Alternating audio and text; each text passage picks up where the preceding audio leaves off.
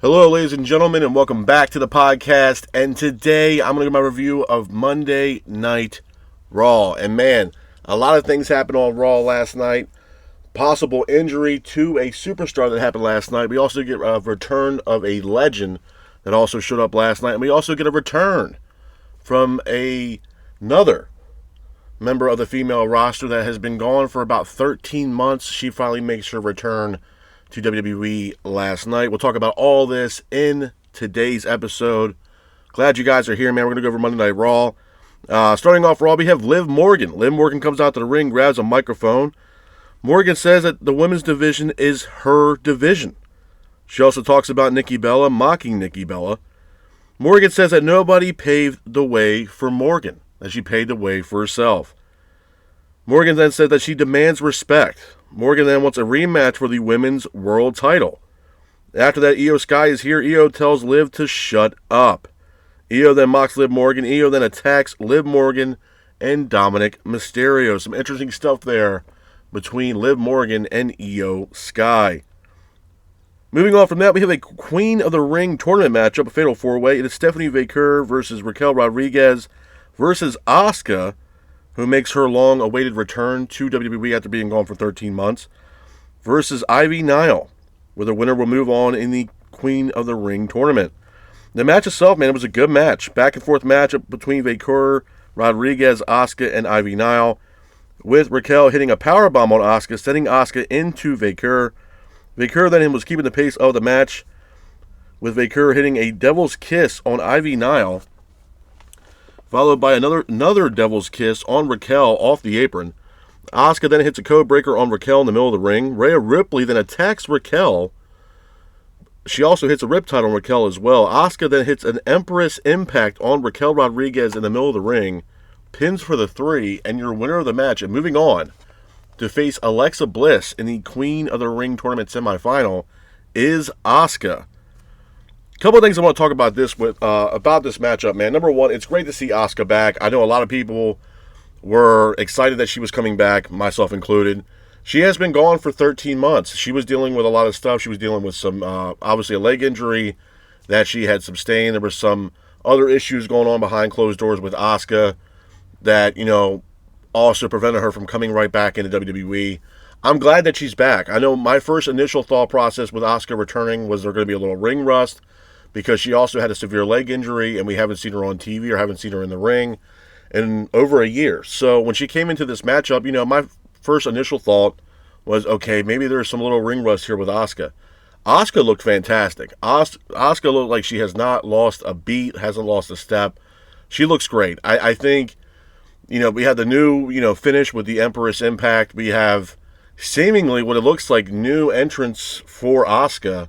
Same entrance music, but different Titantron.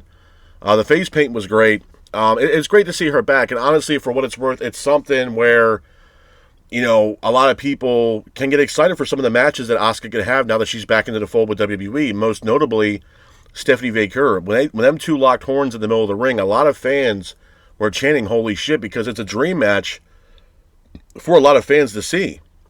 And both Asuka and Stephanie Vaquer can tear the house down for any PLE that WWE happens to provide. So this could be something too, which, they have Evolution coming up here soon in July. I think it's July 13th out of Atlanta, Georgia. This is a match that I wouldn't be opposed to seeing between Asuka and Stephanie Vaquer. I'm not saying the match is going to happen, but as a fan, I'm not against if they book this match one-on-one between Asuka and Stephanie Vaquer, man. I think it would be a great match. In this tournament, the Queen of the Ring tournament, as well as the King of the Ring tournament, it's looking great, man. It's stacked to the brim for both the female and the male side of the tournament. So we had Asuka get the win in this matchup, and she will move on to face Alexa Bliss in the Queen of the Ring tournament semifinal matchup. So I'm definitely looking forward to that. It should make for one hell of a match. But it was great to see Asuka back. Moving on from that, we have Gunther. Gunther comes out to the ring, pretty much parading around the ring with the World Heavyweight title that he recently won after beating Jey Uso. Gunther grabs a microphone. He admits Jey was the better man at WrestleMania 41. Gunther then mocks Goldberg. Gunther then talks about Rollins, but all of a sudden Goldberg's music hits. Goldberg is here. Goldberg is pretty much trying to get to the ring, but he is limping to the ring. Goldberg then has said he is here to celebrate Gunther's title win. Goldberg then mentions what Gunther had said about him and his family the last time that he saw Gunther, and Goldberg announces that it will be himself taking on Gunther at Saturday night's main event, which will take place July 12th in Atlanta, Georgia. Couple of things I want to talk about with this, man, and I will talk more about this at the end of the podcast, obviously, when I do my recap, my full recap. For those people that are excited for Goldberg to be back, hey, man, God bless you. To me, honestly, am I excited to have him back in the fold of WWE? No, I'm not. Goldberg, look, man, if you guys are new here, you guys know that I'm a WCW fan at heart. I am. I grew up watching, I'm not saying I didn't grow up watching WWE back in the day, but I watched a lot more of WCW back in the day, especially during the, Monday Night Wars, if you will. Not saying that WCW was better. I was just more of a fan of WCW. And Goldberg played a vital role in the production of what WCW was doing around, I think it was around 97, 98 when he came into the fold, if I'm not mistaken. And he was a big deal. He was a big draw for WCW. He was he had the undefeated streak. He had some great matches in WCW. A lot of different jackhammers that he would land, especially on the Giant, where people just erupted.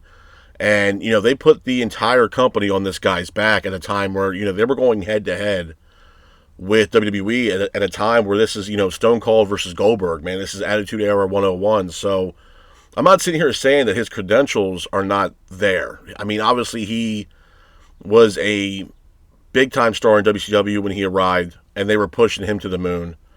Obviously, he has his own criticisms from other wrestlers and other, fans around the world. Most notably, Bret Hart is not really too keen on Goldberg, which, I don't blame Bret. I mean, Bret's 100 times better wrestler than Goldberg. So he has his own criticism, obviously. But the thing with Goldberg for me, man, is I've seen Goldberg come in and come out of WWE, and he's had some okay matches and some matches that were just downright horrific. Most notably, the match I believe he had with Undertaker over in Saudi. I mean, I think it was a jackhammer that he tried to land on Undertaker, and he damn near killed him. Just from the exhaustion, the heat exhaustion, and what they were dealing with over in Saudi. I mean, it was a rough ass match. I mean, it was something where it kind of gave, after that match went down, it kind of gave Undertaker a little bit more of a stay around, if you will, in WWE, because he didn't want to go out with that bullshit match that he had with Goldberg. So, I don't know, man. To be honest with you, and the other thing that I'm worried about with Goldberg coming into this match with Gunther is the fact that it's already been noted, and a lot of people have already been notified on the fact that Goldberg is already sustaining some injuries as is right now before we get to the match with Gunther. And, him walking out to the ring, he's limping to the ring. So obviously there's a leg injury that he's dealing with. I think said he was having issues with his shoulder. So him trying to pick up somebody like Gunther, who's probably 220, 230, 245, on a bum shoulder and a weak leg, is going to be very interesting and very telling if he can actually pick Gunther up to hit a jackhammer. I know this is his last match. Is this something where I'm super excited to see Goldberg have his last? No, I'm not. I'm just not, man. I mean, I've seen multiple retirement matches and retirement tours. I mean, hell, currently we're on one right now with John Cena, which, again, his heel run has not been the greatest. Do I think John's better than Goldberg? Yeah. I mean, absolutely. But we've seen retirement matches. I mean, I go back to what AEW did with Sting in his retirement match, and it was great. Having Sting's family involved, and you're getting different sides of the Sting character from when he was the Surfer Sting to the NWO Black and Red Wolfpack Sting to the actual Sting that we all know of now.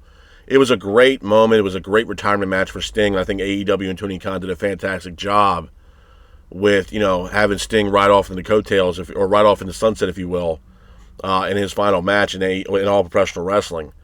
I don't think we're going to get the same thing here with Goldberg, to be honest with you. Obviously, he's not Sting, which I already know that. He doesn't have the same, character traits, if you will, as somebody like Sting.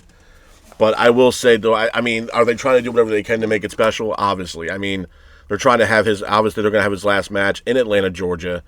Goldberg's known to have, been in Atlanta, Georgia. He played for the Atlanta Falcons. So, and obviously his tenure in WCW, where WCW mainly was pretty much out of Atlanta, where a lot of the, WCW was pretty much based. Their offices were in Atlanta. So, there's a nostalgia thing there for that match for Goldberg. Is the world title on the line? As far as I know, no. Would I be surprised if it is? No. I would not. I would be more shocked if Goldberg walks in and walks out World Heavyweight Champion. I think somebody on that, business side of WWE, I think somebody fucked up on that. But like I said, man, it's one of those things where, a lot of people might be excited to see him back. Me personally, I can give a shit less, to be honest. I mean, he's had a really good career. But like I said, I have my worries with this match, with him already not even having the match yet, but just in training to lead up to this match, he's already injured. His leg is jacked up, his shoulder's jacked up, and picking somebody up with a jackhammer straight up in the air, and that person, his opponent, weighing anywhere from 230 to 245. That's a tall tale task to do that with a bum shoulder and a bum leg. So we're going to see how it plays out. Obviously, I think, Goldberg's going to be on Raw for the next couple of weeks, kind of build up this matchup leading into Saturday night's main event in Atlanta, Georgia. And we're going to see how it plays out. But, for what it's worth, the match itself, man, I think it's going to be a very lackluster match. And, that July 12th weekend, man, WWE's coming in with a bang. They're coming in with Saturday night's main event on Saturday, and then having the Evolution 2 pay-per-view, which is the all-women's pay-per-view, on Sunday, July 13th. And, ironically, AEW also has their biggest event of the year being All In on the same day as Saturday night's main event. So it's going to be very telling to see who comes out that weekend, pay-per-view-wise, the top dog, to be honest with you. In my prediction, I'm going to say All In. I don't think Saturday night's main event's going to be all that well. Right now we got Goldberg versus Gunther, possibly for the World Heavyweight title. I can see Cody Rhodes also being a part of this. They might go all out and actually stack this card on Saturday night's main event because they're technically going head-to-head almost, in a way, with AEW. So they might pull out all the stops. This might be the best Saturday night's main event card that we've seen in a very long time. But who knows? It's still yet to be telling, and obviously they're still building that card up for Saturday night's main event. So we'll see how it plays out, man.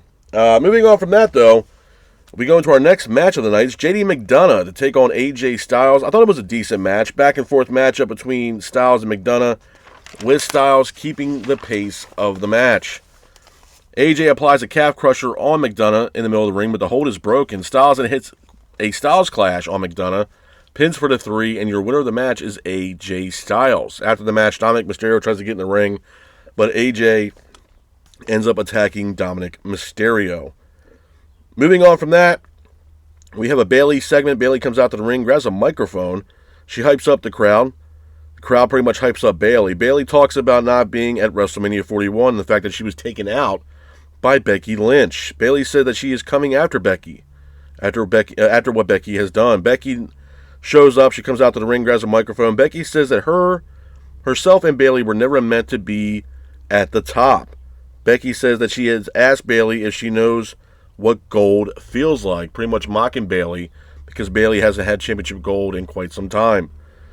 Becky then smacks Bayley. Bayley then smacks Becky. Becky gets out of the ring, pretty much staring at Bayley as she makes her way up the ramp. So clearly we're going to get a match here between Becky Lynch and Bayley for the Intercontinental Championship, which I believe that takes place next week on Monday Night Raw. Should be an interesting match, and we'll see how it plays out between Bayley and Becky Lynch. Moving on from that, we got Kairi Sane taking on Liv Morgan. I thought the match was okay. On paper, it looked like it was going to be a really good match. Liv goes to attack Kairi Sane, but Liv falls over Kairi, lands on her right arm, and we go to commercial break. Liv Morgan's outside the ring. We get back to the match. We have Michael Cole and Corey Graves on commentaries, and Michael Cole says the match has ended. Doctors take Liv Morgan to the back, so the match ends, giving Kairi Sane the win, and it looks like Liv Morgan was legitimately injured in this matchup. Looks like she has suffered a dislocated shoulder from the spot in the match, and the match ends. And we'll see how long it takes for Liv Morgan to get back in the swing of things, but it looks like she does have a legit injury, and she has a dislocated shoulder. So some interesting stuff there from Liv Morgan. Moving on from that, we go into our next match of the night. It's the main event of Monday Night Raw. It is a Fatal 4-Way in the King of the Ring men's tournament matchup. It is Jey Uso taking on Rusev versus Sheamus versus Bronson Reed. I thought it was a great match, man. Back and forth matchup between Jey, Rusev, Sheamus, and Reed. Reed and Rusev both exchange in the middle of the ring. Rusev and Sheamus then both exchange in the middle of the ring. Sheamus hits a white noise on Bronson Reed in the middle of the ring.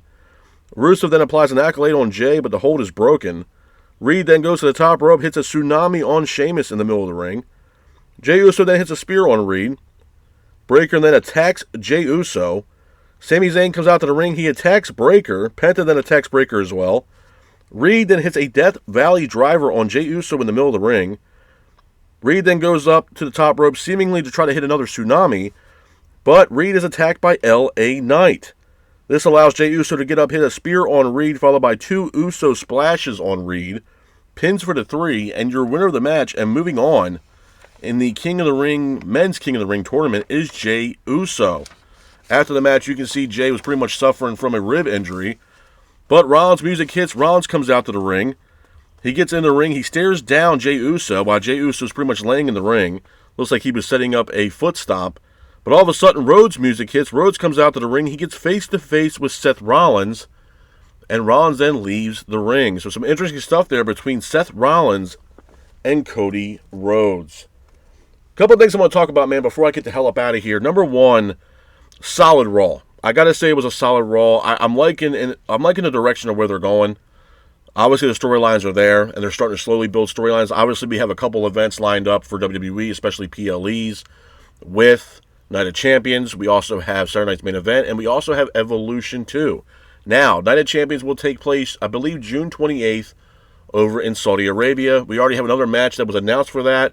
We already have CM Punk and John Cena for the Universal title, and it was also announced from Nick Aldis on Monday Night Raw last night that it will be Dominic Mysterio defending the Intercontinental Championship against AJ Styles as well on Night of Champions. So, definitely stacked card so far.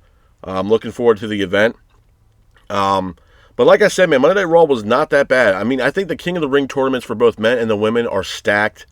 They've been putting on some great matches. They're all Fatal 4-Way matches, but they've been some really good matches.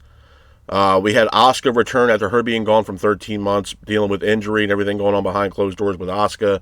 It's great to see her back. I mentioned earlier, man, my biggest concern with Asuka coming back was the ring rust. Obviously, I don't think she has lost a step nor a beat. Man, she looks incredible. She ended up becoming victorious in this matchup. She will move on in the Women's King of the Ring tournament, and she will face none other than Alexa Bliss in the semifinals in the Women's Queen of the Ring tournament. So I'm definitely looking forward to that matchup where the winner will go on to the finals to face either Jade, I think it's Jade or Roxanne Perez, if I'm not mistaken. Where, I mean, again, even if it was Jade Cargill versus Asuka or Jade versus Alexa Bliss, I'm not against that match at all. I'm not whatsoever. So, I mean, again, great to see Asuka. Like I mentioned earlier, we get the return of Goldberg. And, I was kind of crucial on that earlier, but my standpoint remains the same. I'm not too keen on the return of Goldberg. I think Goldberg, with so many matches that he's had back in WWE, and some, matches that, could have ended somebody's career, like the match he had with Undertaker over in Saudi Arabia. It just, right now on paper, it's not looking good. And like I mentioned earlier, with him already coming out the gate saying that he is injured, he's dealing with a bum shoulder as well as a bummed leg. It's going to be very telling to see if Goldberg's completely healed up by the time we get to July 12th, and he's able to compete one-on-one with the current World Heavyweight Champion being Gunther. And Gunther is nobody to mess around with, man. He is no pushover. The guy is a beast in the middle of the ring. He's the current World Heavyweight Champion. It's going to be very telling to see what Goldberg can do. I mean, going into that match with a possibility of a bum shoulder and a bum leg, I don't see how, the stature of a guy like Gunther can be picked up from a guy with a bum leg and a bum shoulder when Gunther's probably weighing, I would say, anywhere from 230 to 245. So it's going to be very telling to see if Goldberg can actually achieve that milestone and picking up Gunther with a possible bum shoulder and a bum leg to hit a jackhammer possibly on Gunther in that matchup July 12th. So we're going to see how it plays out, but right now it's not looking good. I mean, him walking out to the ring alone, he was limping, so clearly he's dealing with some kind of injury, specifically right now from his leg. So it's a retirement match. It's one of those things where, I can honestly, like I told you guys earlier, I give a shit less, to be honest. Goldberg, I don't know, man. It's not something where I'm sitting here saying that this guy is going to hold on to his glory days. I think he wants to have one final match, which is whatever. But it's a career for Goldberg that kind of is wishy-washy, to be honest with you. When he debuted in WCW, yeah, he was a top draw for WCW, obviously, at a time where WCW needed something because they were going head-to-head every Monday night with Monday Night Raw, and they were in the Attitude Era, and they were, beating them in the ratings. So, I mean, they needed something. They needed a draw to bring fans into WCW, and they brought in Goldberg. So, and he had a hell of a run in WCW. I think he had some really good matches, some memorable moments in WCW, but obviously that same, Goldberg begot WCW really didn't resonate really that well in WWE, in my honest opinion. So, we'll see how it plays out, man. Like I said, Night of Champions is looking good as well. We got John Cena, CM Punk for the Universal title. Nick Aldis also announced last night that it will be Dominic Mysterio defending the Intercontinental title against AJ Styles as well on Night of Champions. So, again, 2 really good matches for Night of Champions. I'm looking forward to that. We got Becky Lynch and Bayley. That match will happen, I believe, next week. And Becky will be putting her Women's Intercontinental Championship on the line against Bayley in that matchup. So, again, really good match. We get Liv Morgan and Kairi Sane. And, for what it's worth, I thought it was going to be a really good match. I didn't think there was going to be any kind of issue at whatsoever during this matchup. But, again, anything can happen. And you look at the spot that happened in that matchup. I mean, Liv literally just fell over Kairi Sane. She put her arms out to protect herself from hitting face first onto the mat.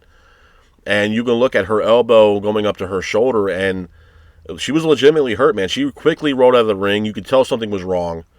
You could tell that she was in immense pain. She's, sitting ringside. And then we cut to commercial. And then we get back from a commercial, no match, there's nothing going on.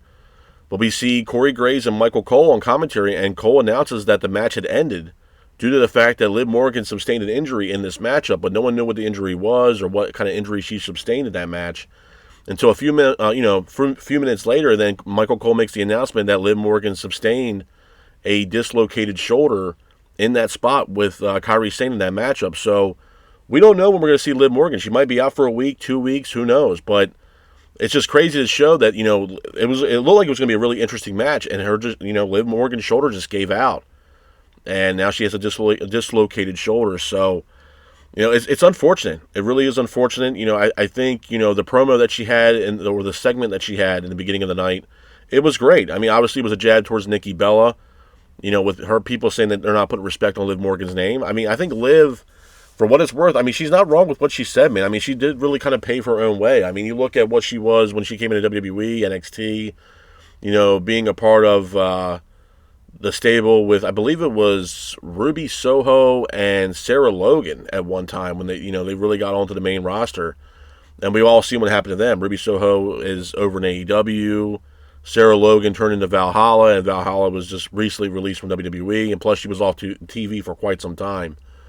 And, Liv really came into her own, and she's put on some really good matches. She's a multi-time women's tag team champion, multi-time women's world champion. So, I mean, it's one of those things where, yeah, it's unfortunate, but I think Liv Morgan will bounce back. I mean, there's already people saying that Liv might come back as a babyface. We'll see how that plays out. I mean, obviously there's some hostility alone right now just within the Judgment Day between Liv Morgan and seemingly the new member of the Judgment Day, Roxanne Perez. So there's, them two have been bumping heads here the past couple weeks.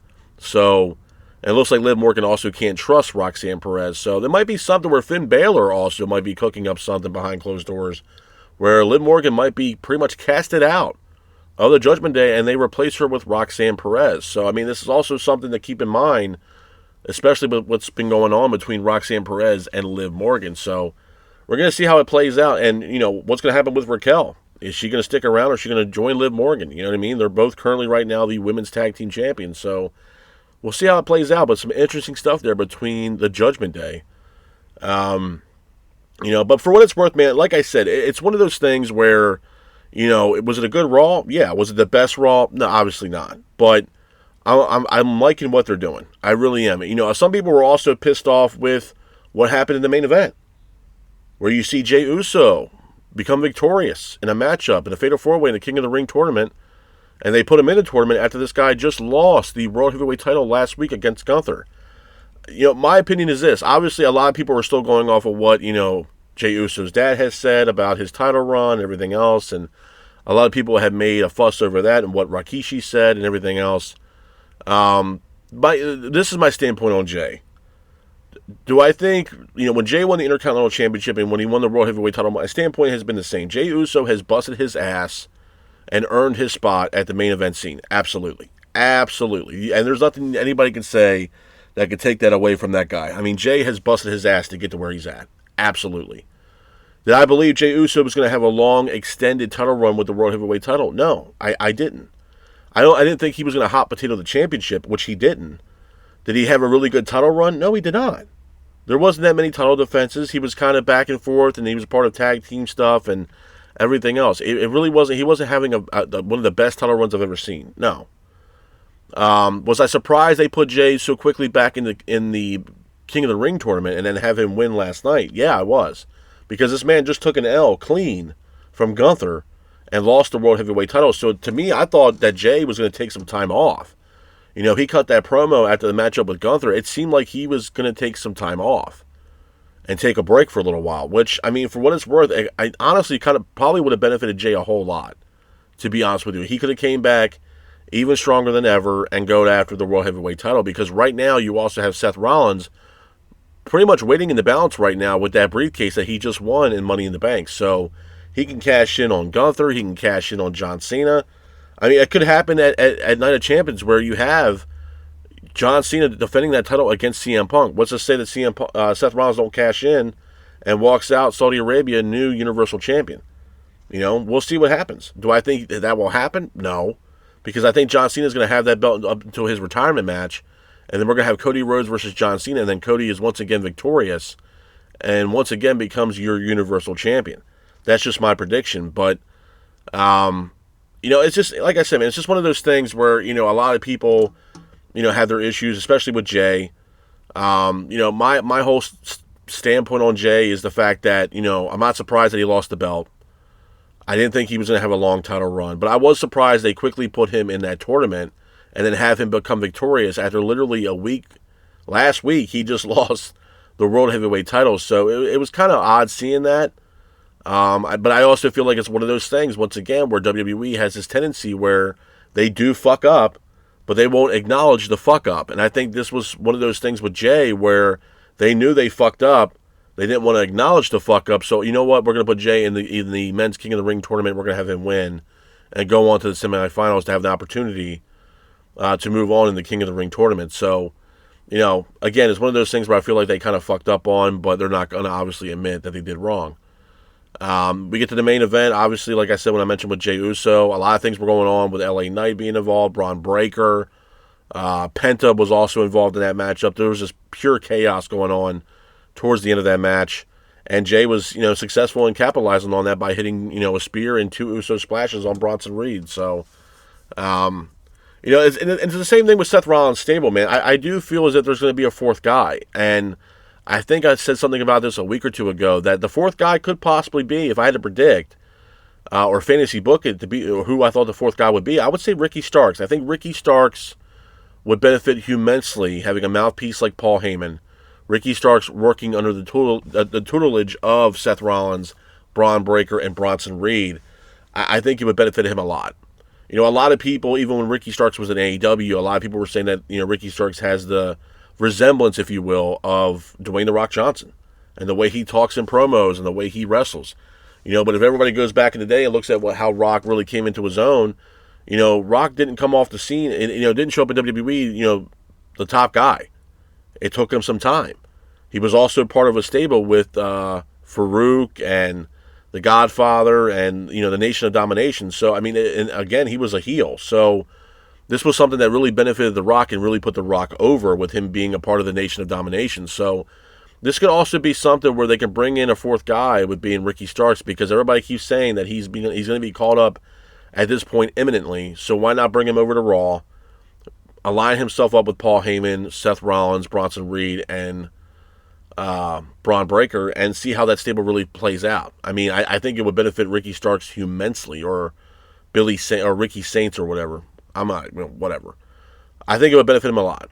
And to me, if I had to predict who the fourth guy might possibly be, I would say Ricky Starks should be in, you know, in the playing field there as far as him being the fourth member. Absolutely. And it's still yet to be seen, but I think that's my prediction.